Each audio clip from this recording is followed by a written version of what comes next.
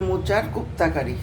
মোচাটাকে প্রথমে কুচিয়ে ভাপিয়ে নিলাম, ভাপিয়ে জলটা নিংড়ে এবার ভালোভাবে চটকিয়ে সেটার মধ্যে মৌরি, মিষ্টি, স্বাদ মতো নুন আর বেসন দিয়ে ভালো করে মেখে ছোট ছোট বড়া ভেজে নিয়েছি।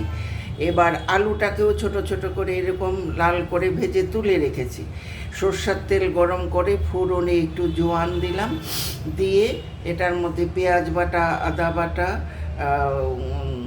গুঁড়ো লঙ্কা আর জিরে পাউডার ঘরেই, হলুদ, স্বাদ মতো নুন আর একটু মিষ্টি দিয়ে ভালো করে কষিয়ে নিলাম মশলাটা কম আছে। এরপর দিয়ে দিলাম একটু টক দই ঘরে পাতা, দইটা দিয়ে আবার মিশিয়ে যখন মানে স্যান্ট বেরোলো মশলার, তারপর গরম করা জলটা দিয়ে দিলাম, জলটা ফুটে উঠলো।